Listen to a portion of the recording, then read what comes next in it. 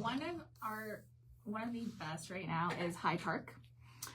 If you haven't been there, it's on a parkade at the top of 10th Street, right across where National and Craft is, and it's gorgeous. It is city owned. They've done such an amazing job. You can go there for a picnic, you can go there to play basketball, or just like enjoy the views. They've got little setups of, I think it's like a wall where you can take pictures.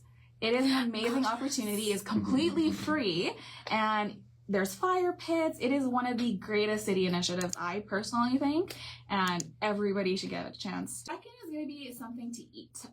One of the newest and really, really good restaurants in Calgary is Dosa & Co.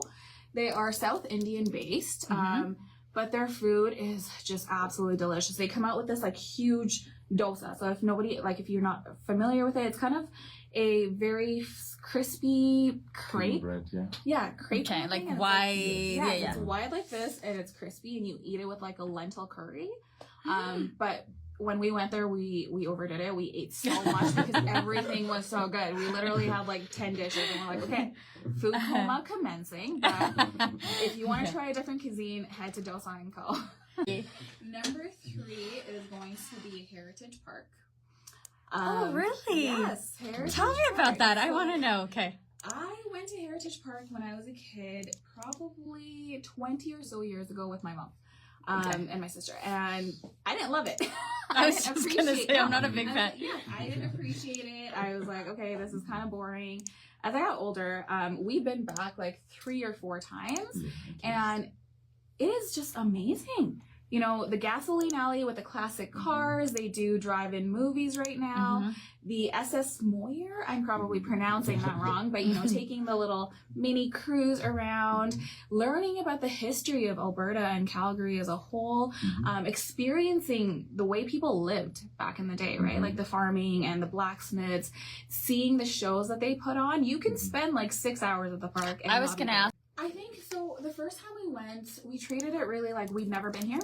Here's a map, and we need to do everything on the map.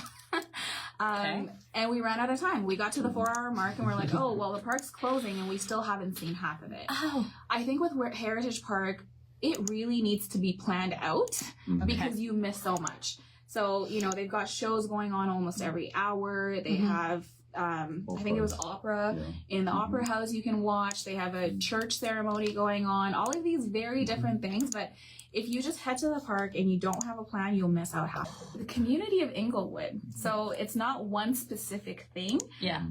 Inglewood is absolutely amazing. Like, I will try to get out there. We will try to go on a date night and just walk down, look at the like collection of eclectic stores, the vintage, the consignment stores. It is just such a unique area in Calgary's history. Not only that, right off of Inglewood, there are different breweries in Calgary. Like, you know, shout out to Old Beautiful that did burn down in the process of remaking, like Old Beautiful and Cole Garden. They're amazing places to be. The community in Inglewood is so welcoming, and you get to really experience a different side of Calgary. I find whenever I go to Inglewood, I don't feel like I'm in Calgary. Now, the last one, it is called Heliopolis Cafe. They're brand new. They're in the Grain Exchange building right in the heart of downtown. And it's a new concept. It's really a social cafe. So they really are trying to bring the social aspect back to Calgary. After COVID, you know, there's been a lot of things happening and separation happening. Separation happening, and we're no longer as social as we used to be.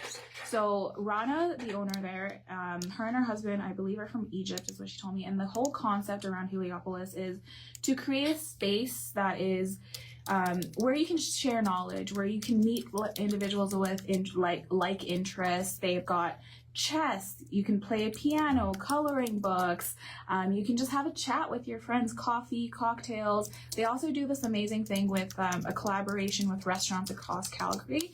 So their entire menu is from different restaurants. So the Ethiopian Cafe will have a featured item on their menu.